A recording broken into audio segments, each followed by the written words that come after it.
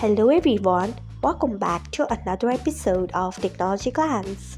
Today in this video, I'm going to guide you through how you can disable fast look at new features notification on X.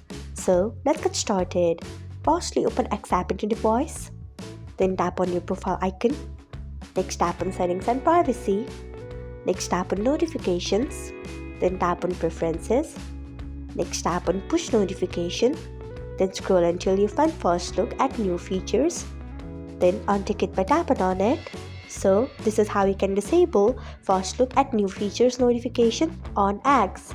Thanks for watching. If you found this guide helpful, we would love it if you hit the thumbs up button below. We upload great new tech tutorials like this one every day. So do not forget to subscribe to our channel and hit the bell icon so that you'll never miss another update.